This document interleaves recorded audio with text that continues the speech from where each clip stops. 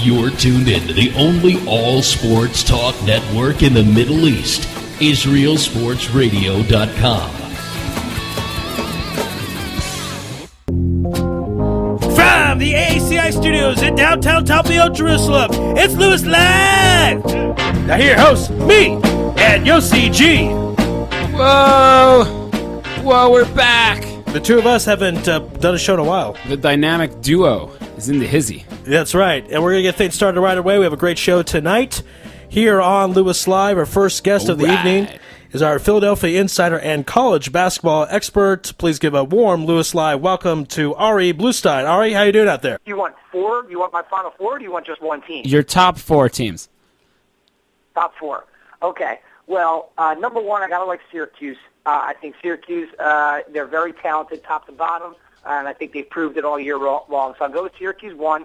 I think Kentucky's got to be a second team in there. They're John Calipari, just year after year, no matter who he loses, manages to recruit extremely well and coach these guys extremely well. So I got to like Kentucky. I love Ohio State. I've loved them from the beginning of the year.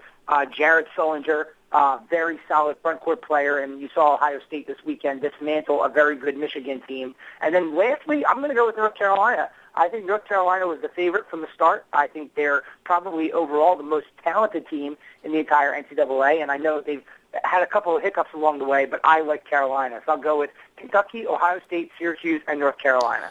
Interesting. I know that there are not a lot of people who would have thrown Kentucky, rather, for that matter, Ohio State into the mix, but nonetheless, I got to ask you, because a lot of people have just been begging and really wanting to know what you have to say about this upcoming weekend, big weekend here in sports. Super Bowl Sunday coming up between the Giants and the Patriots, a repeat of the Super Bowl from 2007, 2008. Who do you see as taking the victory, and what are the keys to that victory? Well, I would say I'm going to predict that the Giants beat the Patriots again. And in order for them to do that, they need to put pressure on Brady. And when they beat the Patriots a few years ago, they had Strahan and Umenyiora. No more Strahan, he's retired. But this year, you've got a monster in Jason Pierre-Paul to go along with Moore, go along with Mathias Kiwanuka. So I think if the Giants put pressure on Brady and they knock Brady down, they make him uncomfortable, they sack him a few times, I think the Giants will win the game. But if Brady gets time in the pocket and he's able to find his big tight ends, hopefully Gronkowski plays, I'm assuming he will play, find his big tight ends, I think the Patriots will come on top. So it's all up to the front four of the Giants, in my opinion. It's interesting. From a Philadelphia perspective, Philadelphians close to New York, rivalry there, obviously, with the Giants and the NFC.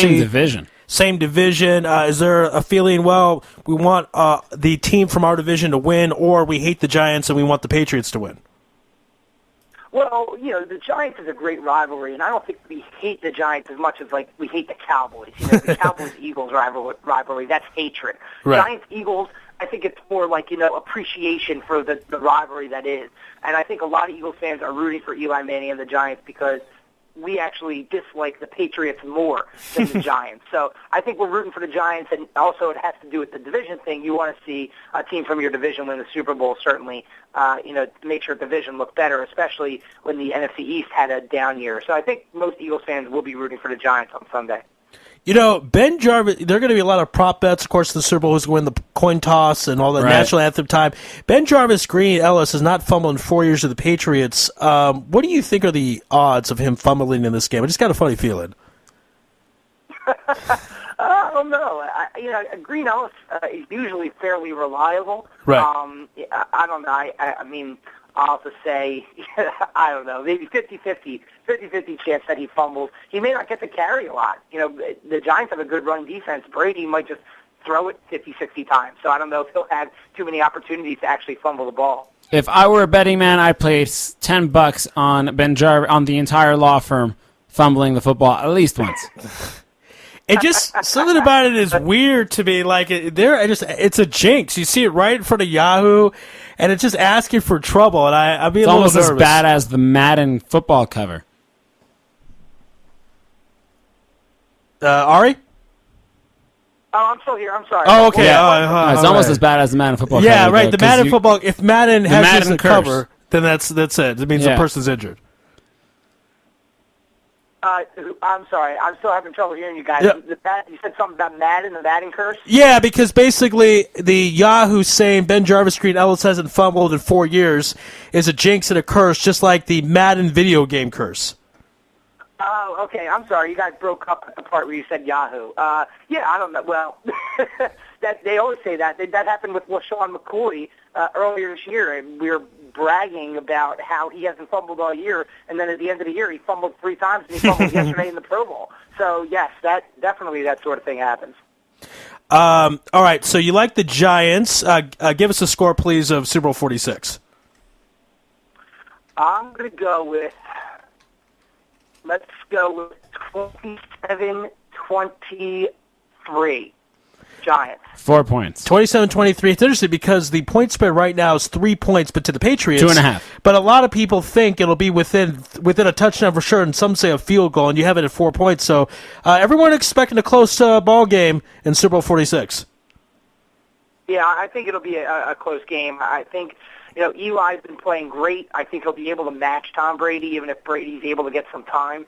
So I think you're going to see a good amount of points. And, even though the Giants will put pressure on Brady, he will still score points. So if the Giants are going to win, they're going to have to score at least 20 and probably at least 23, 24, somewhere in there. So that's why I'm putting them at 27. Do you find there to be any extra pressure on Eli Manning to perform in the house that his brother helped build? That's an interesting twist to this game, isn't it? I don't think there's going to be any extra pressure. I think, he's pretty much handled the pressure. He's one of the most winning. He's the winningest quarterback, I believe, in terms of road playoff games. I would consider this one a road game, even though it's technically a neutral site. It's not at Giant Stadium. So I think he can handle it. I think he's just going to kind of, put that stuff aside and just play his game like he's done all year. He's really had a nice year. Well, it should be a lot of fun, especially now also we have a third party involved with regards to the whole Tom Brady versus Eli Manning, that specifically being Peyton, because it seems like there's the inevitable divorce between he and Jim Irsay and the Colts franchise, and that seems to be playing out this week during Media Week in Indianapolis as the number one story. No matter where you turn, that is what the reporters are asking Eli, not really that much on the game itself. So it could be a distraction, but I guess, it waits to be seen.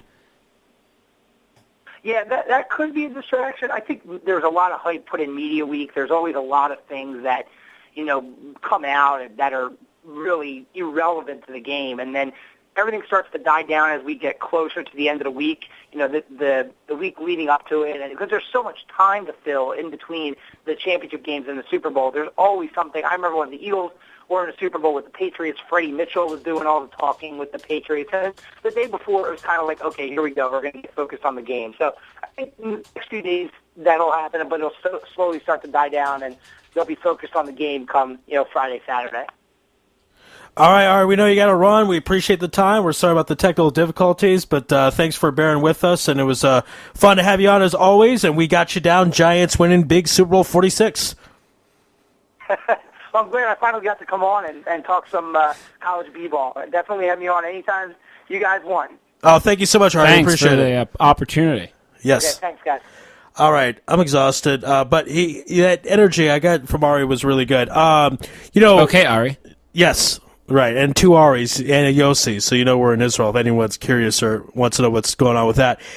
So far, Super Bowl predictions from our interviewers or fans. Benji Lovett has the Giants. Very confident, by the way.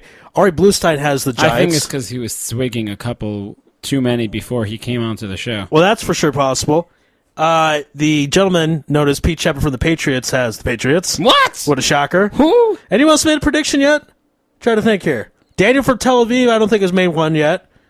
NBA Dave, I think, likes the Giants. Most of the people like the Giants just because it's the underdog. I think they just disdain the Patriots more than the love, the fear that they have with the Giants. I'm still leaning towards the Patriots. New York Neil's like, Giants. It's like, New York Neil, they don't play in New York. Just ask Governor Chris Christie of New Jersey. He says the only thing New York about the Giants is their helmet. If the Giants win the Super Bowl, he wants a Super Bowl parade in Newark, probably down Main Street. Governor Christie said that? Yeah. I know it was a lot. It's actually interesting. It's this talk between the two governors, New York, New Jersey. New York's Andrew Cuomo and New Jersey's Chris Christie. Chris Christie was basically retorting to what Cuomo said. Cuomo says, "I don't get it. The New England Patriots. It's like, I'm paraphrasing here. It's like, all right, none of those northeastern states want to claim the team for themselves. Not Massachusetts, not Vermont, not Maine, not New Hampshire. None of those. It's like, yeah, we're just everybody." Yet nobody. And then, of course, he forgets to mention that the Giants play in New Jersey, not in New York. And that's where Chris Christie came in and kind of subtly reminded him. Now, hold on here. You know how whenever two teams are in a World Series or Super Bowl or whatever, you have the governor of each state make a bet? Okay. So was it the governor of New York or the governor of Jersey that made a bet with the governor of Massachusetts? Okay, first of all, there is no bet between the governors because it's New England Patriots. It's not the Massachusetts Patriots. Okay, it's not the Vermont Patriots. So no one's making a bet? Because who are you going to make a bet with? Usually, are you going to go make a bet with Mr. Kraft? That's probably about the only person you can make a bet with at this point. Well, he probably owns the state more than anybody else anyway, but I got to say, like... Yeah, Mitt Romney owns that state. Well, usually it's like someone's bag of cookies or someone's pickles or whatever. True, yes, you have that. I mean, the only bet that I was able to find was between Foley's Pub in New York City and the lead singer from Dropkick Murphy, who also owns a pub in Boston. Oh, that's cool. That the loser goes ahead and takes all the earnings that they made from Super Bowl Sunday from Shepherd's Pie sales, and not Pete Shepard, and donates it to a cause of the others of the winning team, of the winning person's team, on opening day for baseball. Additionally, on opening day, the loser has to go to the winning person's bar, the winning person's pub, serve drinks That's awesome. to the fans in the winning person's jersey. Wow. That was a bet. Well, that was all because Foley's Pub in New York City decided that they're not going to be selling Sam Adams beer on Super Bowl Sunday so as not to support a Boston-based establishment. That's going really far because, but the thing is that the Boston people couldn't find a decent New York brew to say that against the New York City people because, quite frankly, New York City's brew crew is not that big, or rather the good ones are not that big. They're microbreweries. They don't distribute as much as, say, Sam Adams from Jamaica Hills, Massachusetts does. And that was actually a nice brewery to go to. It was a lot of fun. It's $2 just to go in for the tour, for a 45-minute tour, and the $2 is only suggested donation. Okay, people could say what they want. Maybe you hate Boston or the Red Sox. I mean, you could do that tour the entire day. From 9 to 3. I know what you're saying. The last tour is 2:15 in the afternoon. You could just go over and over and over and over again, and you get 4 glasses of 7 ounces of beer each glass. You want to go? I've been there. Done that. Yeah, but you want to go again? Yeah. Next time I go to Boston, I'll be Sam doing it Adams is a good beer, and even better than their beers, their ad campaign about those 3 guys in suits, and one guy chooses Sam Adams, and then the other guy does it, and they look at him kind of weird, don't hire him. That was pretty funny, I personally thought. Okay, let's do this. Let's take a break. Because of all this talk of the Dropkick Murphys, we're going to play a song of theirs, and then we're going to play a clip of Tom Terrific talk about Peyton Manning. Our good friends at Yahoo, our partners Yahoo, say that there's a story that says Peyton Manning is still the king of the Super Bowl, even though he's not playing it. So we're going to play the song. As we touched on with Ari Bluestein. Yes. So we'll play a song. We'll play that clip. You're listening to Louis Live in Israel, sportsradio.com.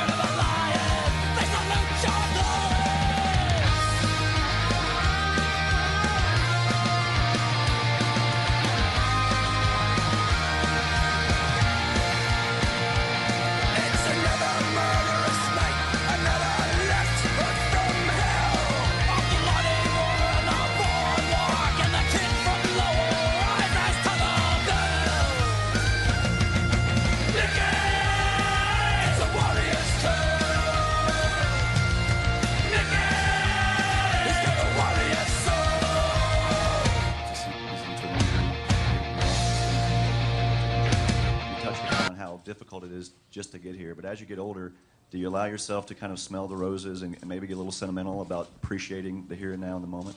Certainly. I think for all the players, you don't know if this is your last time ever taking the field. It's a very physical sport, and there's been a lot of players who go out there one day and the next day they don't have the opportunity to play again. So that's part of this sport, and you wish everybody the best of health when they take the field.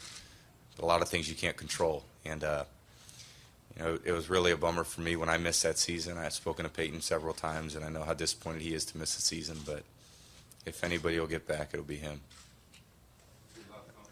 Tom, Jarrett Bell with USA Today. Hey, Jarrett. Okay. Can you shed some light on the stable relationship you've had with Bill Belichick, maybe how it's evolved and what's different now that you've had so much time with him?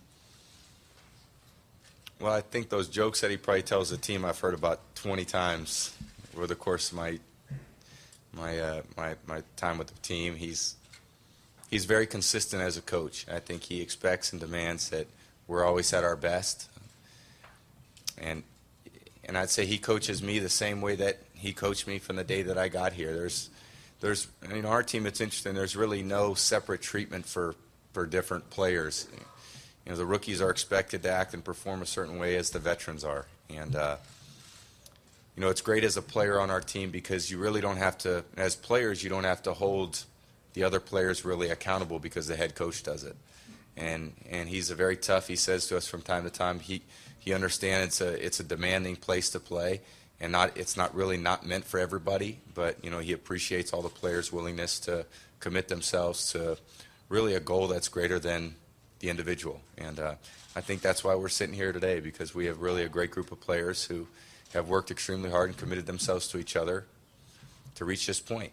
And, whether you win or lose, that will be decided next week. But it's great to be here talking to you guys tonight. You just can't hate the man. You hate the fact that there's nothing to hate about him. He is just so sweet and smooth talking and nice. He's got a hot girlfriend or wife. Right. I still think of her as a girlfriend because he's just. That's what we'll hate him for. I don't see him as being. He's like that unicorn. He's like that perfect embodiment of what men strive to be. So much so that even it's wrong. It's not right to fantasize about another man's belongings, so to speak, about another man's wife in this specific case. But you're like, oh my gosh. The guys want to be like him. The girls want to be with him. That's for sure. There's no doubt about that. But my thinking is about referring to his lovely wife as his girlfriend is, I don't see Tom Terrific as being anything other than a bachelor. It's hard to see him as a married man. Like a Derek Jeter type.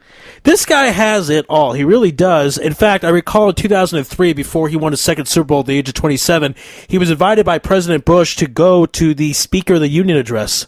He sat at the top. Nice. I don't know where this guy came from. Kudos, man. You know where he came from? Michigan. He came from a family that he was known as, he has 3 older sisters. He's the youngest in his family. So he was previously known as, you're the little brother to the 3 sisters. Now it's, you're, Tom the girls Brady's like, sister. you're Tom Brady's sister. Okay, cool. You know, what's also cool is that man, Tom Brady, the seventh string quarterback, as we found out from Alex Sueca, former Israel Sports Radio intern. He was the seventh string quarterback at Michigan and was upset about his playing time, and he went to see a psychologist, a sports psychologist that helped him get him through that time, and he went on to get a little lucky when Mo Lewis knocked out Drew Bledsoe. Yes. The rest of the series history. And all of us Jets fans who at the time were trying to get at the Patriots because they were a pretty good team even then. We were like, yes, that's awesome. That's the end of Bledsoe's season. Great, we have a chance now of winning the division. This is fantastic. Who the heck is this Tom Brady? Sixth round, 199th overall. Who the heck is this kid? Yeah, crap. That's why you don't cheer for injuries, see? Exactly. Well, we weren't hoping for one. When it happened, it was like, all right, that's cool. And, you know, Tom Brady also went out with Donald Trump's daughter. Ivanka, and Donald still has, like, positive things to say about him. Well, when you're the Donald. No, what do you mean? He could say something to the effect of, I can't believe he broke up with my daughter, but Donald didn't look at that way. Look. Ivanka didn't do all too bad for herself either. She married a Jew. Jared Kushner and supposedly converted as well. And a friend of mine was at that wedding. Well, and I heard it was legitimate Orthodox. Yeah, that's what they say. That's crazy. Donald Trump with all, that stuff, and he ended up having a Jewish daughter. That's a little weird. Well, more like a Jewish son-in-law. He had a daughter who converted to Judaism. But now she's Jewish, so his daughter is Jewish. Donald Trump's daughter is Jewish. Crazy, huh? It's a little weird. So, Tom, terrific. You just want to fly in that golden 747. I got different thoughts about the Donald. This could all go to. I don't think he's that bad as people make him out to be. I think he's got a fantastic toupee. That's for sure. That thing about that's real hair. That's obviously not true. David Letterman probably has a rug also. That looks a little weird. Well, it is what it is. What are you going to say? I'll tell you something else. Are you thinking about going into the business? At some point. All right. Ever since I took over this company, I think I have been losing hair. My mom noticed a gray hair in my head the other day. So I was like, "Yeah, 28. I have a gray hair." That's it happens. Yeah, it happens. What about your some of your facial scrub? I haven't noticed gray. There's a couple of gray. You've seen gray, really? Sure, I see them right now. Oh, wow. I think with what we had over the first little bit of this show, definitely. I was about to say that. I think I grew a couple of gray hairs. I apologize to those listening if I sound a little tired, but that first 15 minutes there sounded 30 almost as rough as my 9K run. You ran 9K today?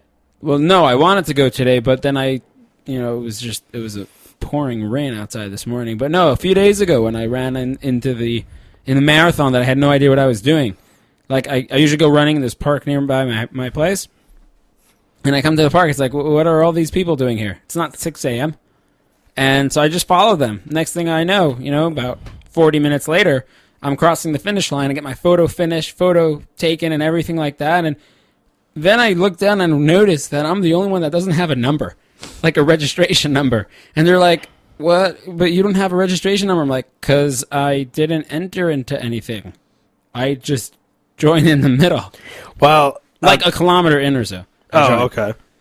By the way, before we go to break, I want to make a huge announcement here. We will be broadcasting the doubleheader Kraft Family Stadium this Thursday night. Judean Rebels take on the Beersheba Black Swarm, and the second ball game, the Jerusalem Lions host the Tikva Troopers. So we're very, very happy that we're doing those games. We did some tests earlier today.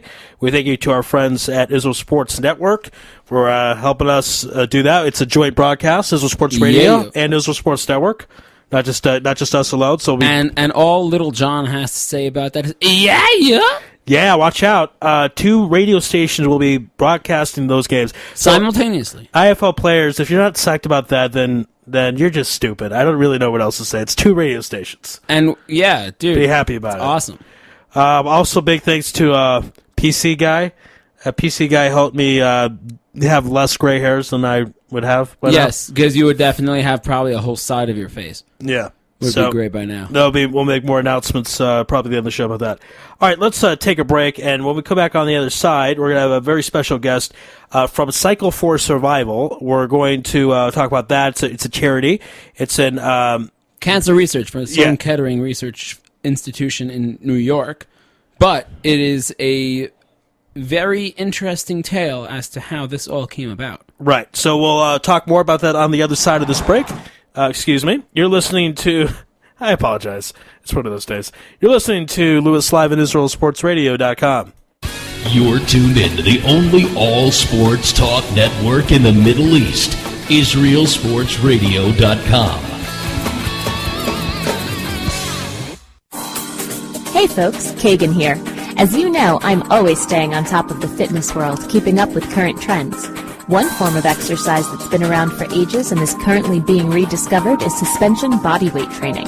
So if you're looking for a way to get in shape, improve your health, and train your body to move in new ways, then the X1 by Israel Gym Systems is for you. Find out more on our website at www.israelgym.com or look for our page on Facebook, Israel Gym Systems X1. Israel Gym X1. Higia Hazman.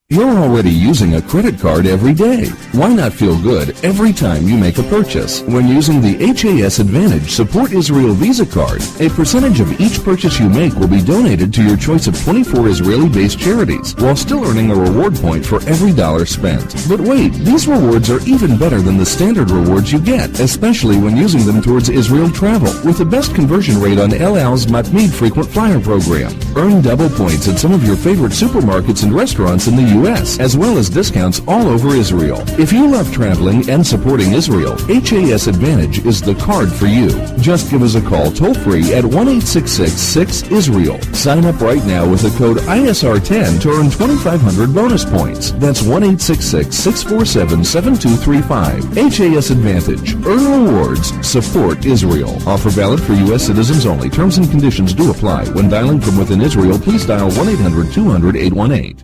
Back here on Louis Live, and we're very proud to bring on our next guest of the evening. He is from Cycle for Survival, and he's going to tell us about that charity organization, all the great things they do. So please welcome Danny Reamer. Danny, can you hear us?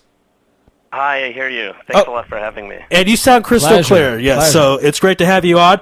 Now, also before we begin, we need to thank Jessica Sagoskin for setting this up. So thank you for Jessica for doing this. Now, let's talk about Cycle for Survival. A lot of different organizations out there raise money for cancer research, and they'll do a great job. This is a little different because it involves kind of a sport concept, sport angle. So tell us about why you decided to go with a sport angle. Well, I'll tell you, it's different because of the sport angle, and it's also different because of where the money's going. There are a lot of big fundraising events that go towards cancer research. The brand name cancers, if you want to lump them together like that, like breast cancer, they get a lot of attention. But the rare cancers, which in the aggregate account for over 50% of cancer diagnoses, don't get that attention. And because of that, they're severely, severely underfunded. The research barely gets off the ground, and it's not economically viable for a drug company to make a drug that targets these rare types of cancer. Right. And the event was born, it was the brain of a good friend of mine. Her name was Jennifer Goodman Lynn. She founded Cycle for Survival in 2007 along with her husband Dave. And Jennifer was diagnosed with a rare type of cancer called sarcoma. And in the course of her treatment, she became aware of how few treatment options there really were. And with a marketing and athletic background, Jen decided to make a difference on behalf of all of her fellow patients and in support of the doctors at Sloan Kettering. And she put this passion for sports and her marketing aptitude together, and Cycle for Survival was born. I love this concept, and I'll tell you, I was at kind of a Shabbat party a few weeks ago, and I was with a young lady that is in a school, and she talked about they have a vaccine now for cancer. Like, we're getting closer and closer to getting a cure to cancer, and we're getting closer and closer to figure out ways for people to live preemptive also, and yes, and live functional lives with cancer. So it's truly miraculous. Even 5-10 years ago, people had a line, "Oh, that'll happen." That a cure for cancer is never going to happen. Those type of things. But it looks like we're getting closer and closer. Yeah, I mean, I know that Cycle for Survival has already funded 25 clinical trials that wouldn't have existed otherwise if not for the money that's been raised. This year, they've raised about $5.5 million just for this year's event alone. And that's, $5.5 million of research that wouldn't have existed otherwise. So there's real tangible you can look at last year's event. And within a few weeks afterwards, they sent out an email and they said, this is where the money that you raised went. Here are clinical trials that did not exist previously, and there are patients who are getting treatments now that didn't exist before. Where if I know I'm jumping the gun a little bit, but where is this year's event going to be held, and from when to when? So Cycle started as a very small event, basically just for Jennifer and her friends, and it's gotten huge. This year there are multiple days of events in New York, both in Manhattan and in Long Island, in New Jersey, San Francisco, Los Angeles. There are satellite teams that are going to be riding across the country, from east to west, up and down the eastern seaboard in Los Angeles. There are teams in Las Vegas, in Texas. There are even international teams this year. I know there are cycle teams that are going to be running in Hong Kong, I believe in England also. So the event has gotten huge. It's grown tremendously year over year. Now, Danny, I'm curious if the concept of cycling, it all was related to Lance Armstrong. Of course, he's a cancer survivor and a 7-time winner of the Tour de France. So did Lance have an influence on this event? Well, I know that Jennifer met Lance at least once. I know that his attitude and the attitude that he writes about in his biography were very influential to her. But I think the interesting thing about cycling is that it's really egalitarian. If you are a lifelong avid cyclist, you could jump on a bike and really push yourself and work up a sweat and have a great time. But if you've never even been on a bike before, it's stationary cycling. Anybody can just get on a bike, sit there, and you bike to their best ability. It's an event that anybody can participate in. Anybody can go from zero to hero in this kind of event.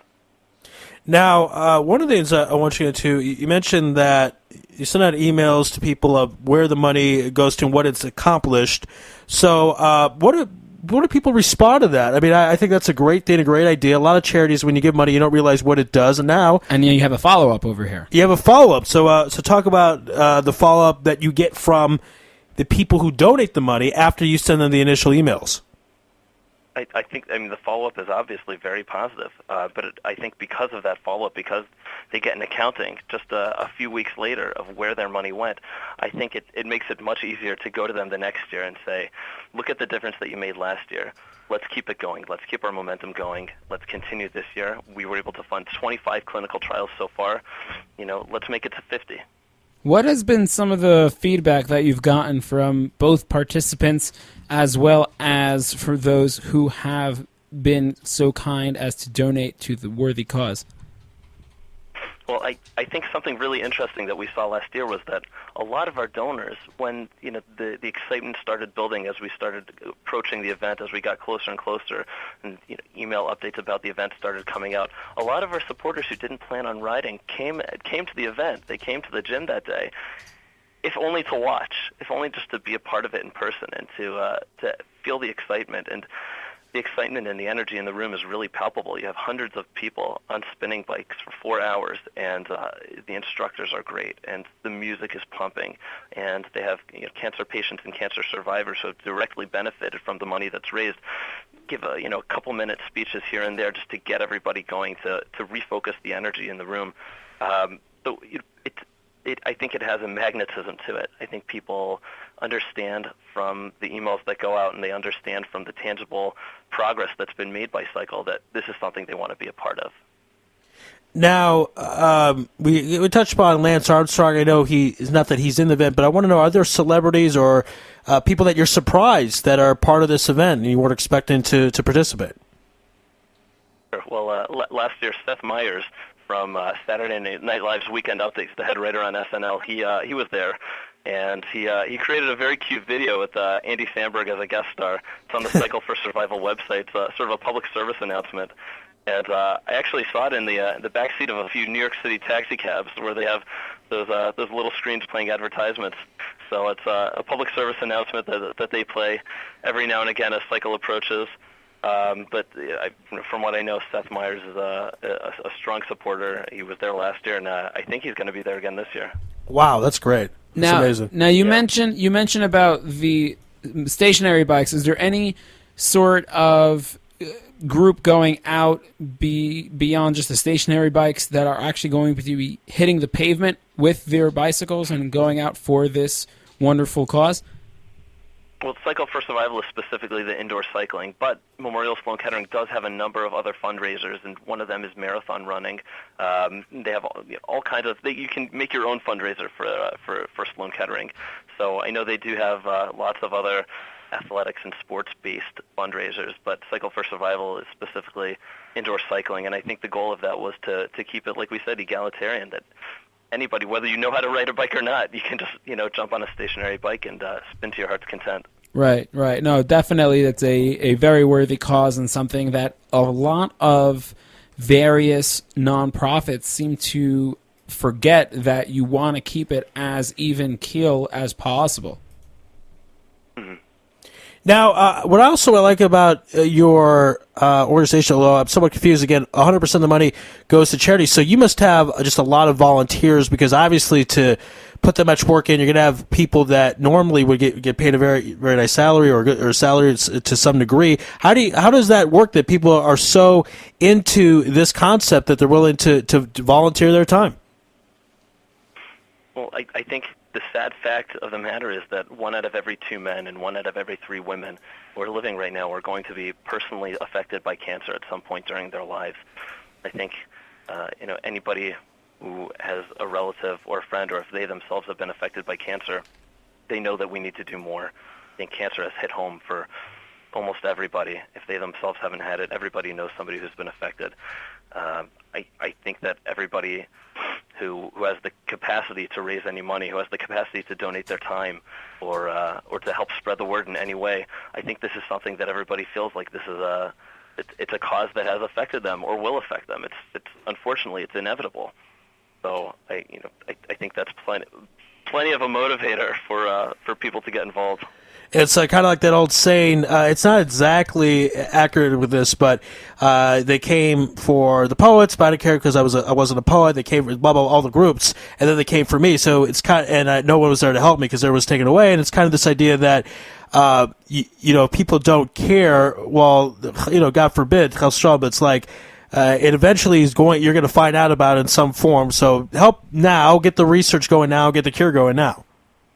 Absolutely, and the money goes directly to research at Memorial Sloan Kettering, and there's a committee of world-renowned doctors, both from Sloan Kettering and other institutions, because there's the realization that, like you said, this is an effort to try to prevent, for the people who haven't been diagnosed yet, to try to prevent these numbers from getting worse, to bring that down from 1 out of every 2 men and 1 out of every 3 women, bring that way down.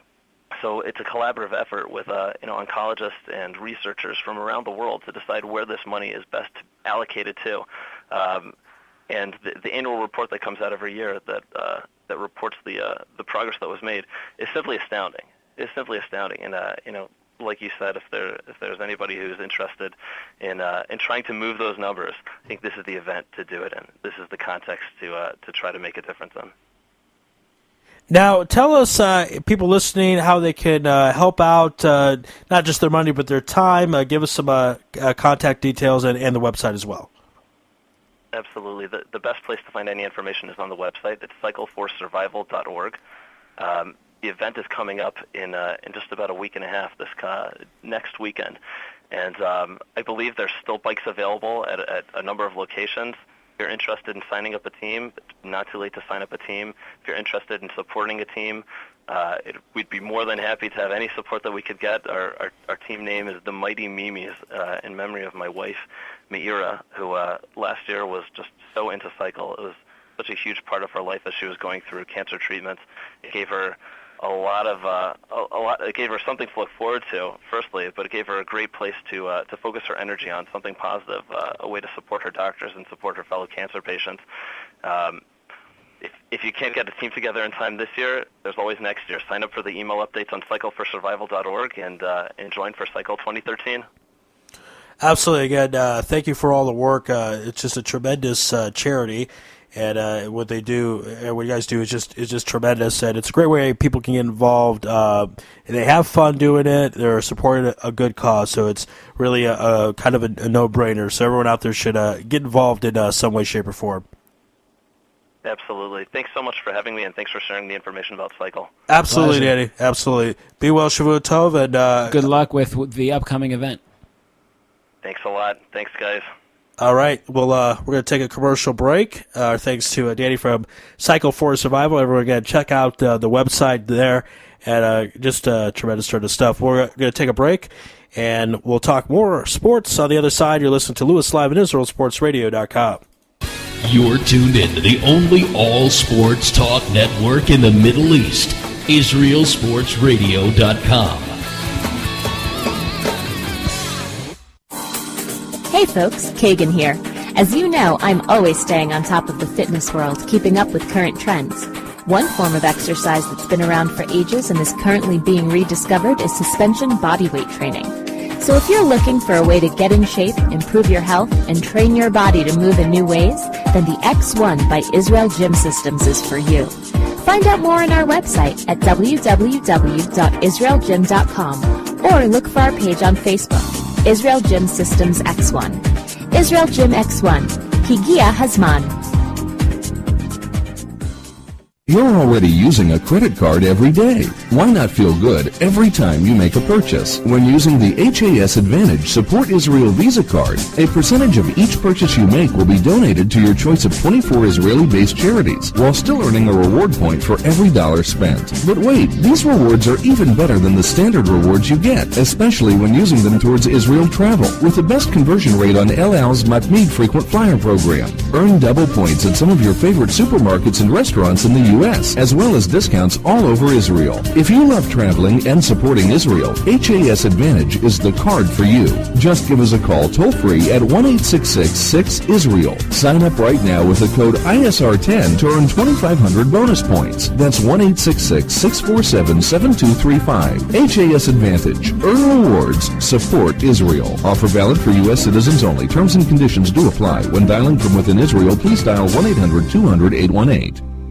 Israel Sports Dynamics specializes in football consulting, equipment, uniforms, and more. Great brands such as Nike, Russell Athletics, Shutt Sports Products, and many more. Just one call away. With over 30 years coaching experience with university and professional athletes, Terry Hill, owner of ISD, can advise you for all your sports needs. Call 054-581-3248. That's 054-581-3248, or visit our website at www.isdisrael.com. If that's not easy enough, click on the ISD banner on the Israel Sports Radio website and be part of the game. Are you tired of paying for expensive gym memberships that you don't use? Are you frustrated by not seeing results?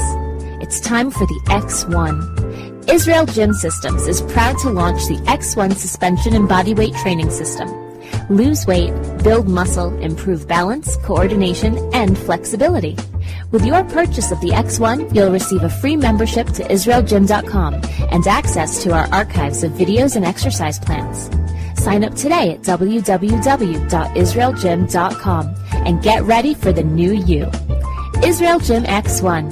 Higia Hazman. Broadcasting live from Israel. IsraelSportsRadio.com.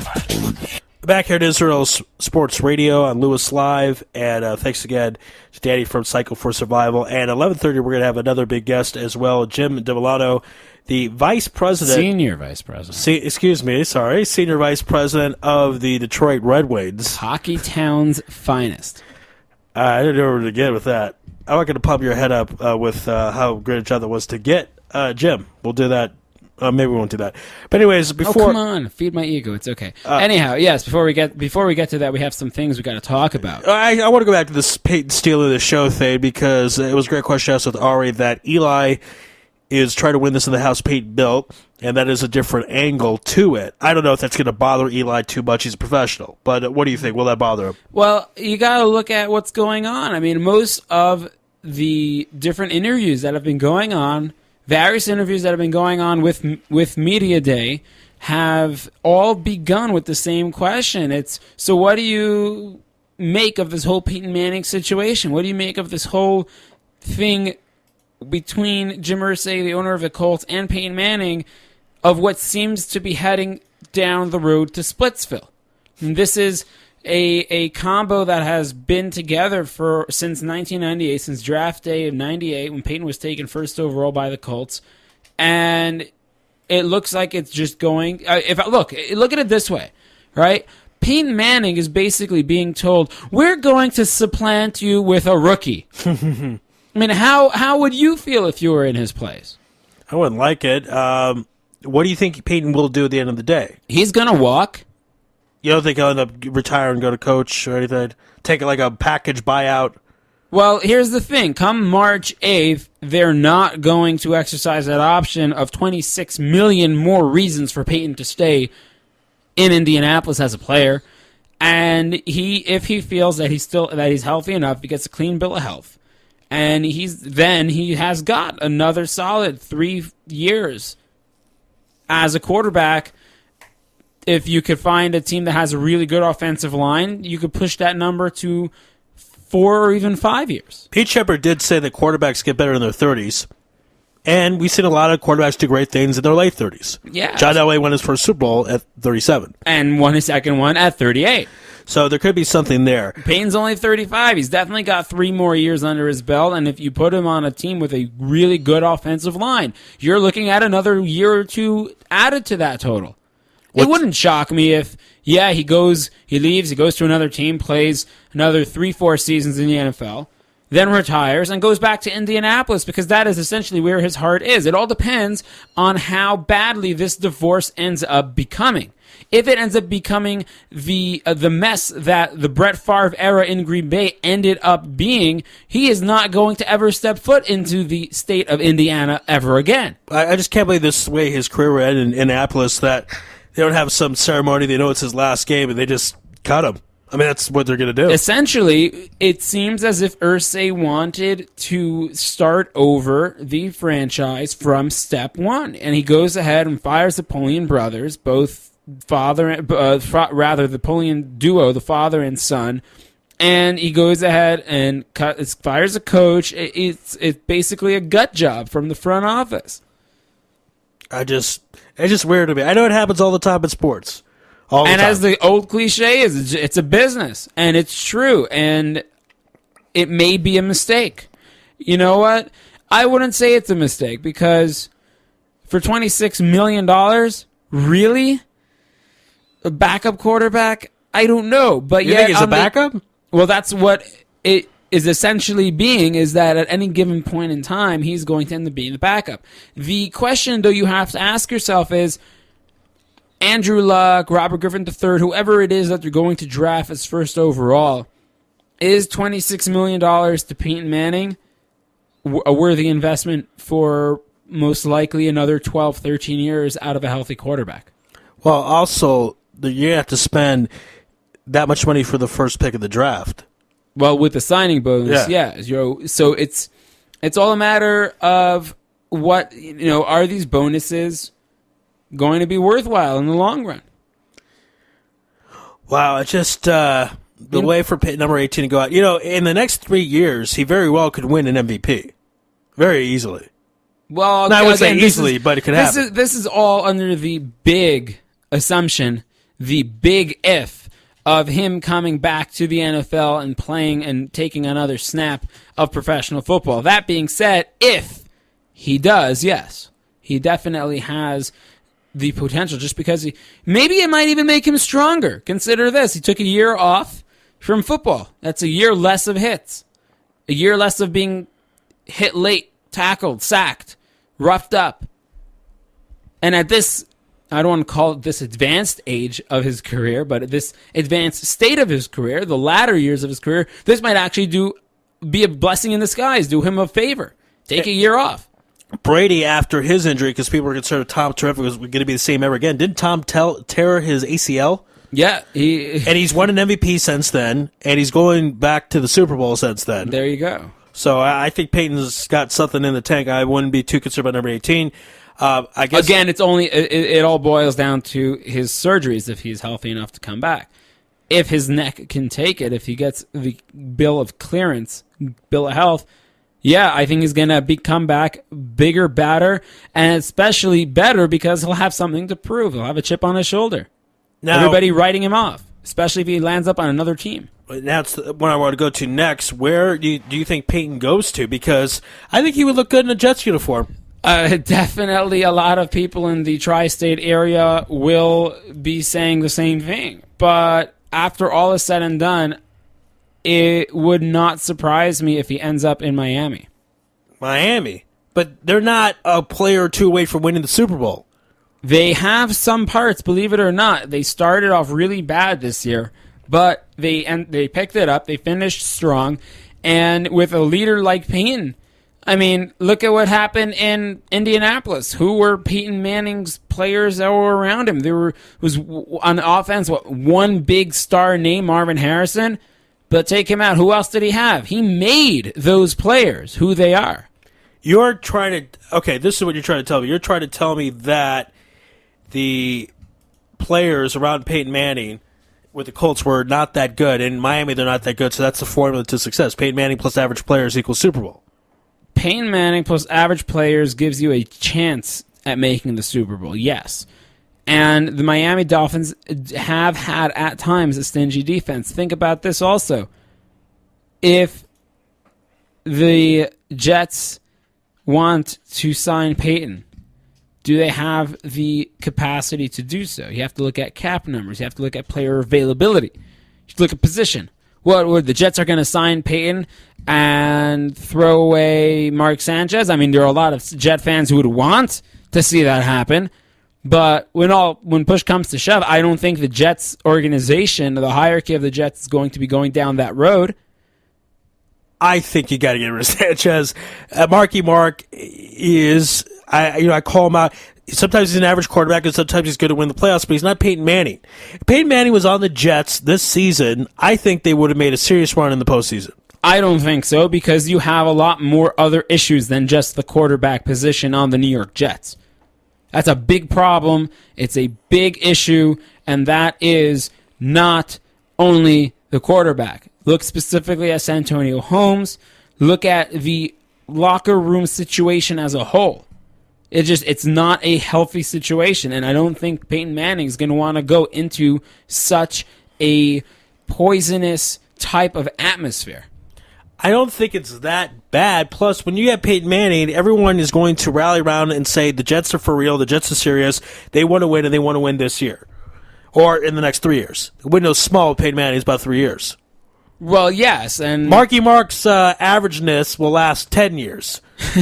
His mediocrity is a 10-year window. Peyton Manning's greatness is 3 years. But if you're the Jets and you get Peyton Manning, you may as well trade Sanchez to another team, get him out of your system, because because he is a bad flu bug. Even if he turns out to be a fantastic quarterback, it will not be in New York. It will not be in the tri-state area, because if you go ahead and bring in another quarterback and he loses his job to that quarterback, specifically in this case Peyton Manning, it will not do good for his mental health.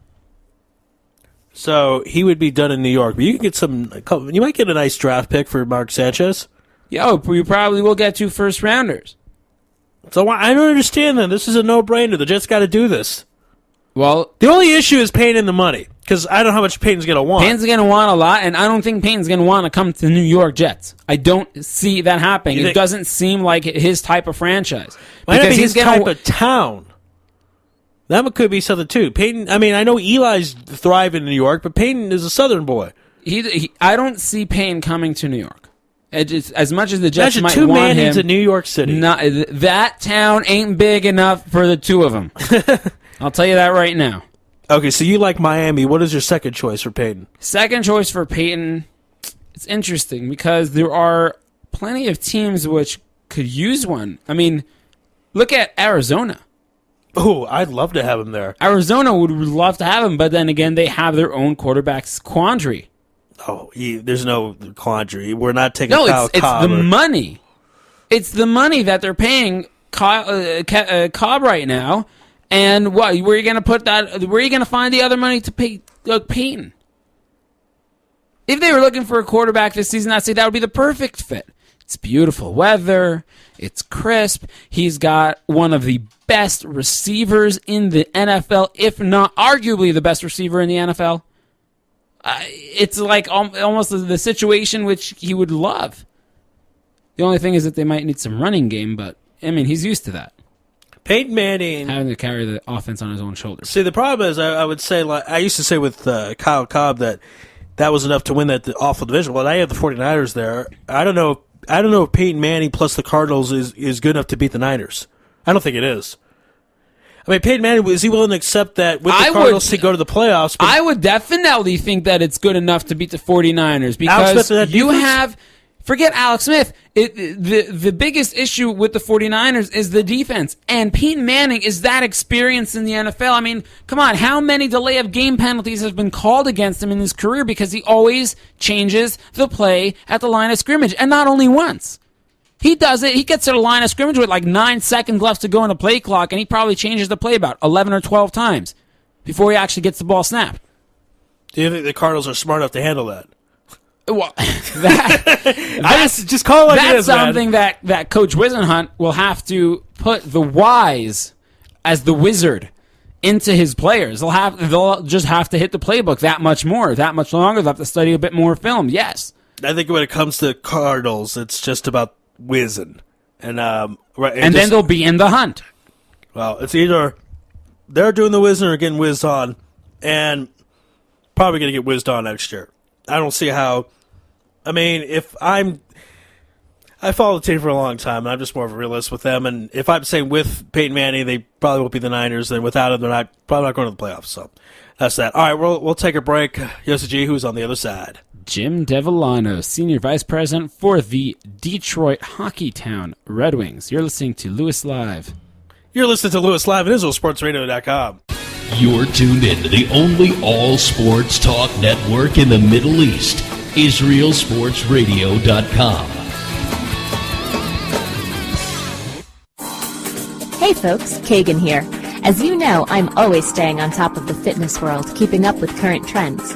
One form of exercise that's been around for ages and is currently being rediscovered is suspension bodyweight training. So if you're looking for a way to get in shape, improve your health, and train your body to move in new ways, then the X1 by Israel Gym Systems is for you. Find out more on our website at www.israelgym.com or look for our page on Facebook, Israel Gym Systems X1. Israel Gym X1. Higia Hazman.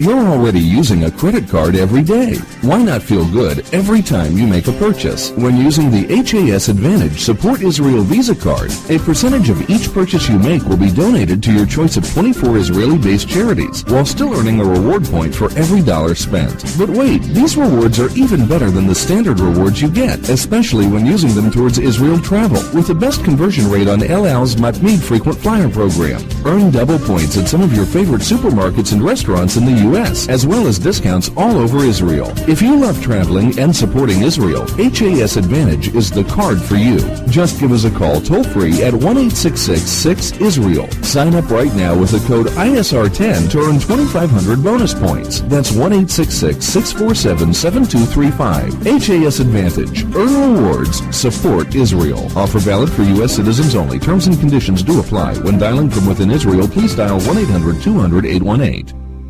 Israel Sports Dynamics specializes in football consulting, equipment, uniforms, and more. Great brands such as Nike, Russell Athletics, Shutt Sports Products, and many more. Just one call away. With over 30 years coaching experience with university and professional athletes, Terry Hill, owner of ISD, can advise you for all your sports needs. Call 054-581-3248. That's 054-581-3248, or visit our website at www.isdisrael.com. If that's not easy enough, click on the ISD banner on the Israel Sports Radio website and be part of the game. Are you tired of paying for expensive gym memberships that you don't use? Are you frustrated by not seeing results? It's time for the X1. Israel Gym Systems is proud to launch the X1 Suspension and Bodyweight Training System. Lose weight, build muscle, improve balance, coordination, and flexibility. With your purchase of the X1, you'll receive a free membership to IsraelGym.com and access to our archives of videos and exercise plans. Sign up today at www.IsraelGym.com and get ready for the new you. Israel Gym X1. Higia Hazman. Broadcasting live from Israel.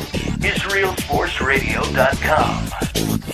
Back here on Louis Live on Israel Sports Radio, we have the proud privilege and pleasure to bring to you the Detroit Red Wings Senior Vice President, Jim Devellano, joining us on the phone. Jim, how are you? Real good, thank you. Thanks for having me. Oh, it's our pleasure here. The fans of the Detroit Red Wings who are listening now to Israel Sports Radio have been clamoring at the bit. They've been wanting to get you on the show for a long, long time, and we made it happen. So we're glad that you take the time out of your busy schedule, out of your busy day to join us. And happy to be with you. I got to ask you, yesterday's All-Star game turned out to be a lot of fun, all the festivities over the weekend leading up to the game. What did you see that you liked from the weekend itself and from the game specifically?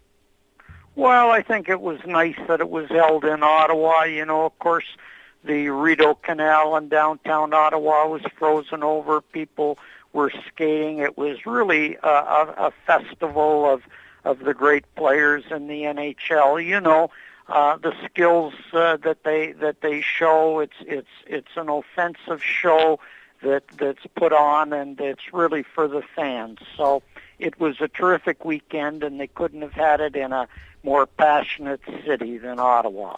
Talking about cold places and the winter and whatnot, there's been whispers all around about the next year's Winter Classic being held in Detroit between the Red Wings and the Toronto Maple Leafs. What can you confirm for us, rather, about these various rumors we've been hearing? Well, you know, there's no question we've applied for the game with the NHL. I know that the NHL have a lot of interest, and they have had for some time in doing it in Detroit. And so we're very hopeful. We'll know in the next 2-3 months, you know, for sure. But it would appear that Detroit should have a very good chance of hosting it next January the 1st. Now, you started off your career, as it may, with working in the NHL back in the late 60s with the Blues. What has changed for you working in the NHL with different teams from when you came in? What has been the biggest change since then? Well, I don't know if I could define any one thing. So many things have changed. When I joined the league had just gone from 6 to 12 teams, and now 45 years later, we have 30 teams all across North America. You know, many things have changed. Some simple things like when I started out, there was no advertising on the boards or in the ice, and now, of course, we have advertising. That's just one of the many things. I think the players have gotten bigger and faster. The equipment is better. You know, we play more games. When I started out, the schedule was 70 games. Now it's 82. You know, we were able to, in the old days, 2 rounds of playoffs, and you'd win the Stanley Cup. Now you have to go 4 rounds. Expansion has brought this all about, and so there are just so many changes, just mostly brought on because of the number of teams we now have in our league. You were the mastermind, if I may say so, between the New York Islanders dynasty in the 80s and the Detroit Red Wings dynasty of the late 90s.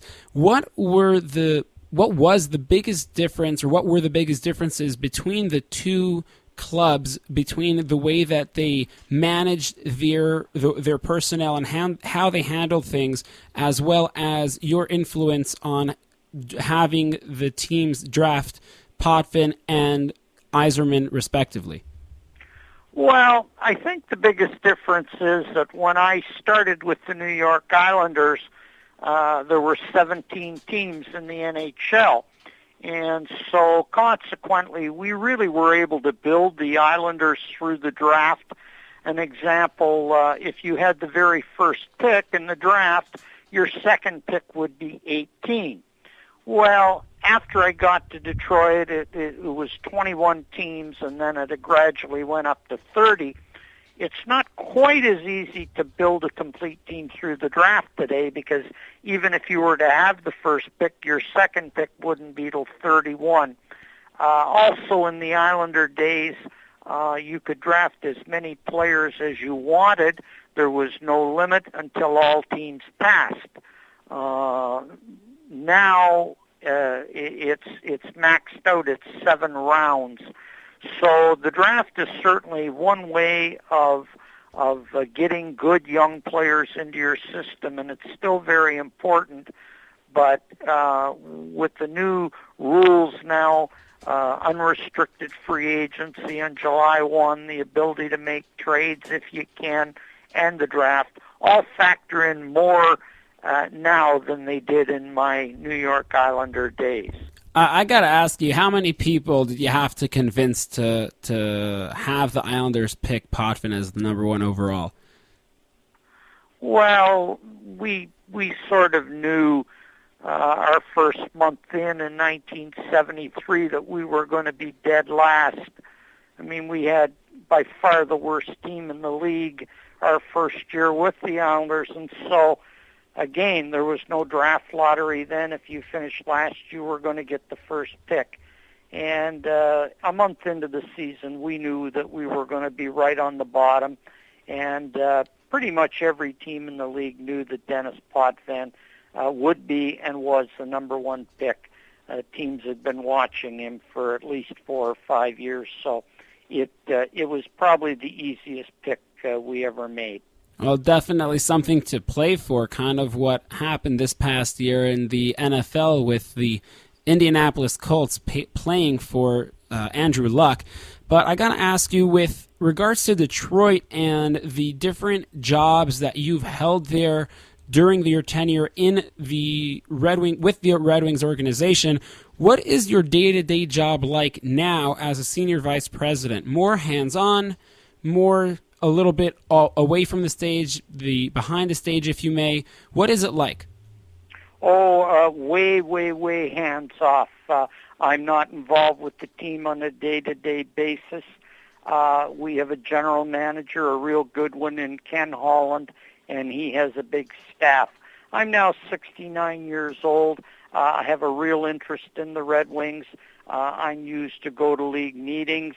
I get a little bit involved at the NHL scouting level, and I advise ownership on many different things. But as far as being hands-on with the team every day, I'm much removed from that. That's really Ken Holland and Mike Babcock's job. Now, can you talk a little bit about your relationship with the Ilitch family? Well, it's 30 years now ago when they hired me. They purchased the team in 1982 from the Norris family, and I was their first hire in 1982. They brought me over from the Islanders, where I had been the assistant general manager, and they made me the general manager 30 years ago.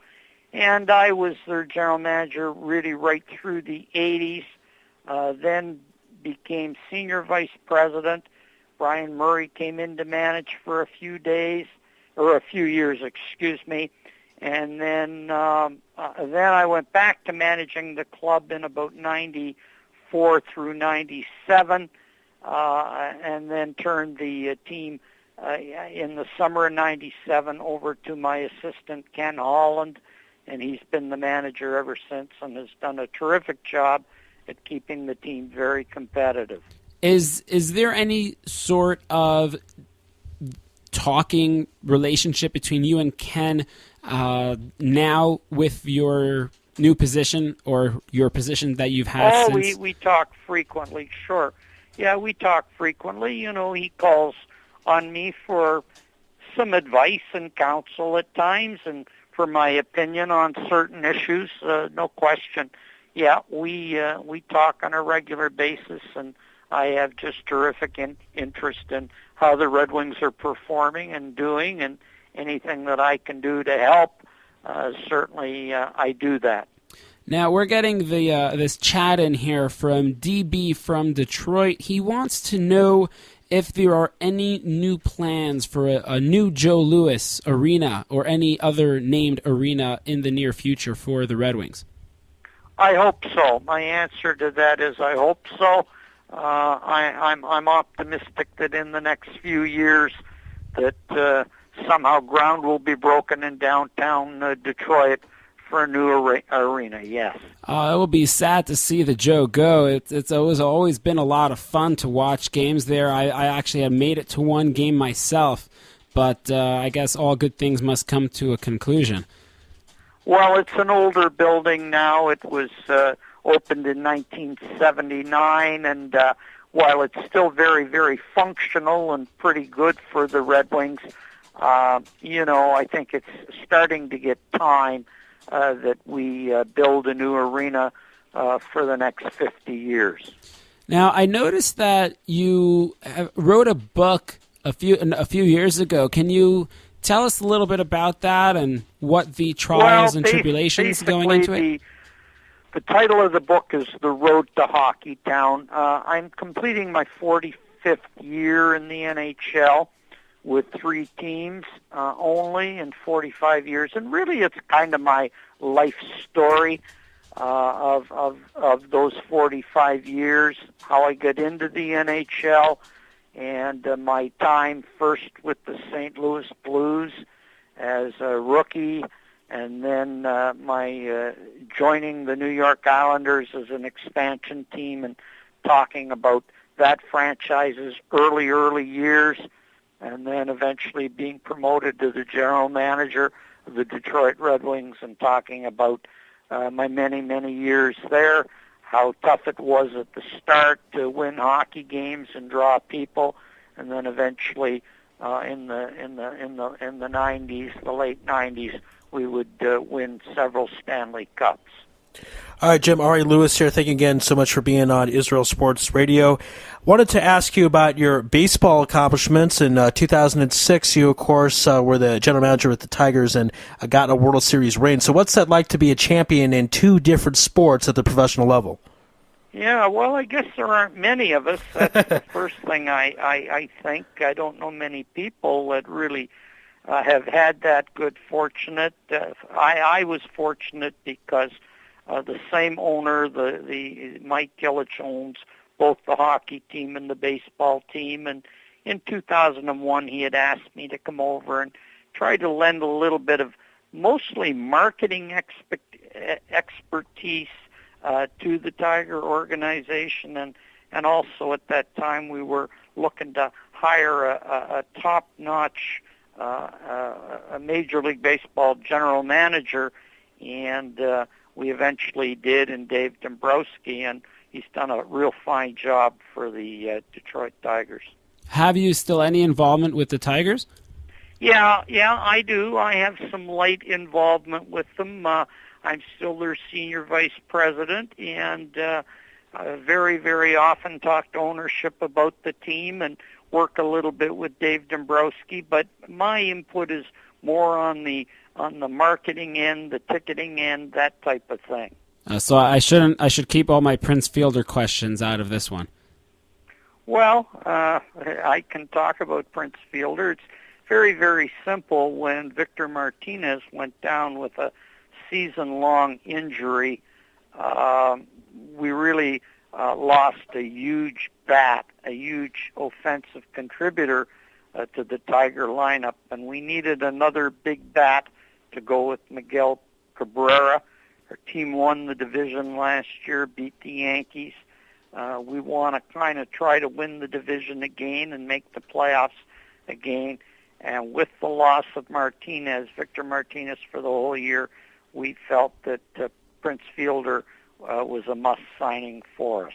Well, that definitely will be a force to be reckoned with in the coming years. But getting back to hockey, you've had a little bit of a change of heart, it seems, over the past couple of years with regards to this, and now it seems as if you are staunchly against fighting. What has caused for you to take this stance of the more recent years? Well, it's very, very simple. It's no longer the 80s, okay? It's now 2012, and life changes, people change, society changes, and I would say to you that when Scotty Bowman took over as coach of our club, we put together a very talented team, a team with a lot of skill, and we didn't do a whole lot of fighting, and we still don't do a whole lot of fighting, and we've actually had a lot of success without the fighting, and I've got to really like the skill of the game when you have talented players who can play the game, and so I really feel that fighting is totally unnecessary going forth. I also think the biggest change that happened was Dave Schultz retired. Well, he was just one of many guys that could fight for sure. But, as I say, society changes, and I just don't think the game needs it anymore. It's a great game when you have a lot of talented players, and to me it's kind of silly when you see two guys fighting on the ice. I just don't think it's needed anymore. I got to ask you, it's a big question that has kind of brought itself up over the last few years, and the NHL made a bit of a rule change when they enacted Rule 48 with regards to head hits. What do you see as either the NHL still having to do in order to prevent concussions, or that they are doing enough already and it's only a matter of time before the players start acting to the way that they should? Well, it's interesting you would ask that question. First of all, I would answer it this way. The NHL are trying to do an awful lot to prevent concussions. They're very concerned about it. They've spent a lot of time on it, and they are very concerned, and they're trying their best. However, I'm going to bring fighting into the equation. We talk about hits to the head. Well, I ask you a question. What is fighting? I say it's numerous hits to the head. So wouldn't it help to avoid fighting? Wouldn't that maybe lessen the chance of people getting hurt and having concussions? So it's interesting you would ask that question after you asked me about fighting, because we're concerned about hits to the head. And my question to everybody in hockey is, well, what is fighting? Isn't it hits to the head? Well, it almost seems as if they end up becoming two separate parts of the same question, and many people don't usually put them in the same topic of discussion. They kind of leave it as one thing for the fans of hockey, for those who have been there for a long time, the diehards, if you may, and another one, that being concussions, is kind of something that has crept up only because I see it as something the doctors have only come to recognize, as it's not anymore bells ringing in your head. Now this bell rung is what's called a concussion. Right. Jim, sorry, go ahead. Interesting. Jim, now, one of the things I'm really curious about, because it's certainly a privilege and an honor to work for any NHL team. There's only a certain amount of those jobs in the world, but the Red Wings, in many respects, are like the Yankees or the Celtics. Prestigious. They're prestigious. It's hockey town. What did that mean to you? Was that something extra going into work every day that, hey, not only am I working in the NHL, I'm working for the Detroit Red Wings? Well, when I was hired, it was not hockey town, and it was a bad team, and it had been a bad, bad team for many years. It was so bad that in 1982, when I joined the team, we were down to 2,100 season tickets. So when I joined the team, it wasn't very prestigious, and it hadn't been very good for a long, long time. And I take pride in the fact that I had a little hand, with along with a lot of other people, including the ownership and other people, that we were able to eventually turn the team into a great team and a great organization. But when we started 30 years ago, it really wasn't hockey town, and it really wasn't a very good hockey team. It's something that a lot of people tend to overlook, is that the title Hockey Town only came about in the mid-'80s, late '80s, when they needed it seemed as if the organization needed a little bit of a boost for themselves, almost, and you would be the one who would be able to confirm or to deny those claims. But with regards to the team, it almost seems that the Detroit Red Wings are the marking for success in any professional any professional sport, rather. And they've made the playoffs nearly 2 decades straight. The question that I think everybody has been wanting me to ask you, so I have to bow into the fans here. Do you think this is Nick Lidstrom's last season in the NHL? I can't answer that.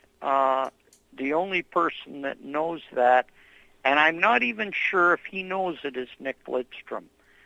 He makes the decision after every year. He's been doing that the last 5 years, okay? And so I don't know. The coach doesn't know. The general manager doesn't know. It's a decision that's made by Nick Lidstrom, and he usually tells us about 3 or 4 weeks after the season is over. And we hope that he comes back. We want him to come back, but he will make the final decision.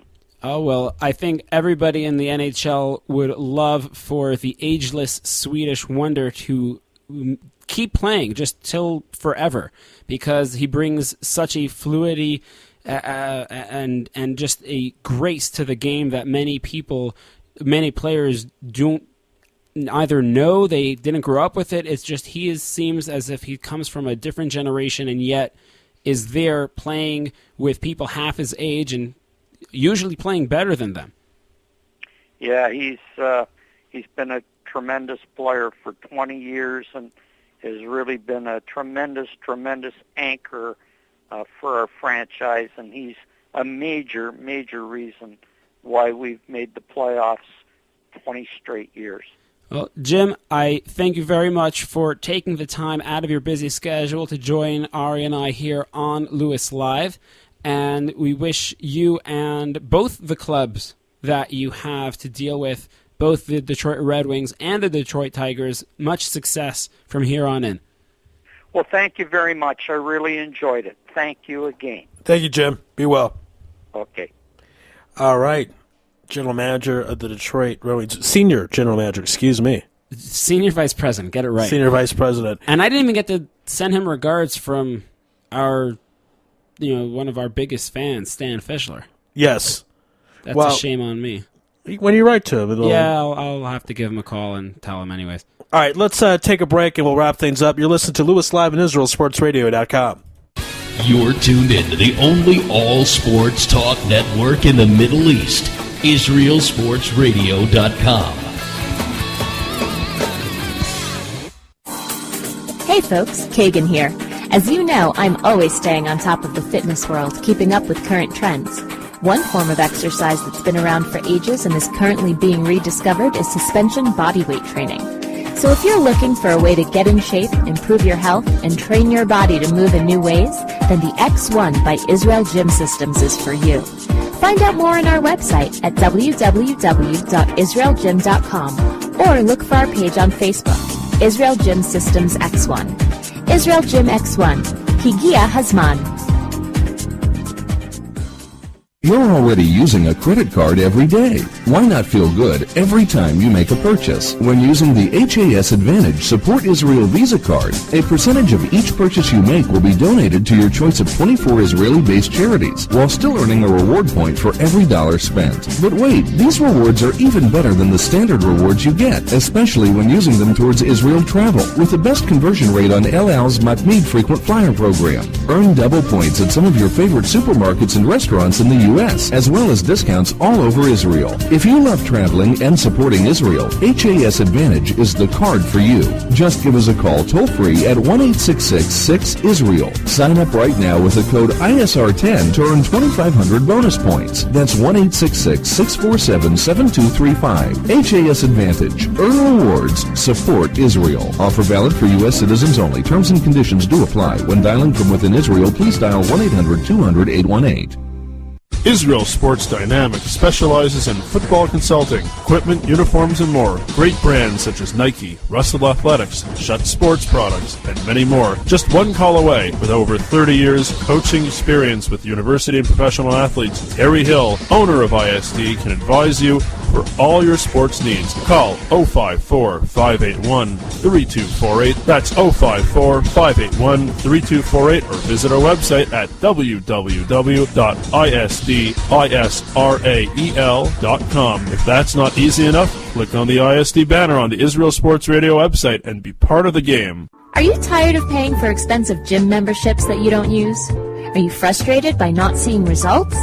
It's time for the X1. Israel Gym Systems is proud to launch the X1 suspension and bodyweight training system. Lose weight, build muscle, improve balance, coordination, and flexibility. With your purchase of the X1, you'll receive a free membership to IsraelGym.com and access to our archives of videos and exercise plans. Sign up today at www.israelgym.com and get ready for the new you. Israel Gym X1. Higia Hazman. Broadcasting live from Israel. IsraelSportsRadio.com. All right, going to wrap things up here on Louis Live, and want to thank everybody that was involved from Cycle for Survival. That was just a great organization. We appreciate Danny taking some time to talk about that. Ari Bluestein dealing with all those phone issues. And, of course, Jim Davillano, the Senior Vice President for the Detroit Red Wings. But before we wrap things up here, I just found this out. Carlos Boozer's son at the Chicago Bulls Miami Heat basketball game the other night was seen rooting and cheering on the Miami Heat. Carlos, you're going to have to sit your boy down and give him a bit of an explanation that you don't root for the team that is... you only root for Papa's team. You don't root for the other team. It's just not how we do it. It's just the dumbest thing I think I've ever heard. All right. I know. It's definitely not dumber than Novak Djokovic beating Rafa Nadal in the Australian Open final 5-7, 6-4, 6-2, 6-7, 7-5 in the longest final of any Grand Slam event. It was 5 hours, 53 minutes long. And what makes this even greater was that Djokovic did this after besting Andy Murray in the semis in a match that took just under 5 hours in itself at 4 hours and 50 minutes. So a combined nearly 10 hours of tennis play. Does that make Djokovic superhuman? I think that's a bit of a stretch.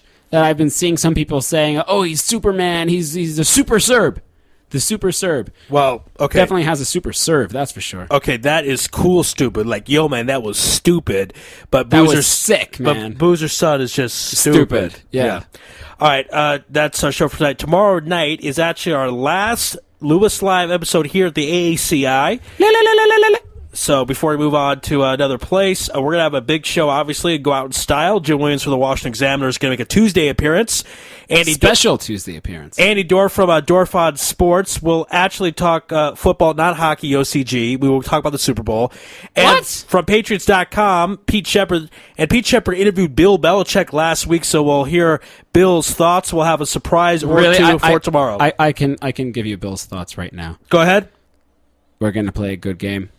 And whoever's going to win, it's going to win. Giants are a good team. We're going to make the best effort that we can. Tom Coughlin is a good coach. We respect the Giants. Eli Manning has been playing superbly throughout the entire playoffs and has really picked up his game over the last few weeks. You know, a guy that... We're just going to put out our best effort and may the best team win. Any guy that says Tom Brady's come in and done a nice job for us, just as a low-key dude. I mean... He wore a suit and tie to media day yesterday. How awesome is that? Wow. He didn't wear his traditional hoodie. No.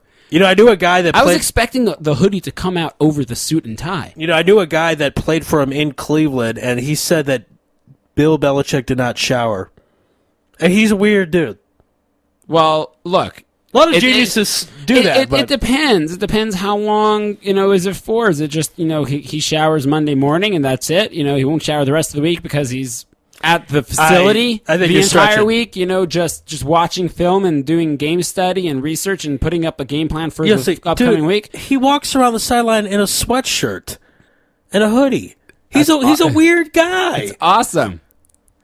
Jesus, you're a freaking coach. Dress up a little bit. I'm telling you that. I don't like to dress That's up why all I the time. was so shocked that he actually did for Media Week. That actually makes me wonder, perhaps the Patriots are that much more scary, because considering the last time the Pats were in this position, everybody was asking them about, perfect season, and Super Bowl. Here, you see a giddy Belichick actually smiling. He's enjoying the moment. An evil smile. That's crazy. It's hectic. Of course, Pete Shepard says that Bill's actually a good guy. Anyways, we'll find that out tomorrow night on the last show of Louis Live here at the ACI. That's tomorrow night. But that's it for tonight. God bless and good night.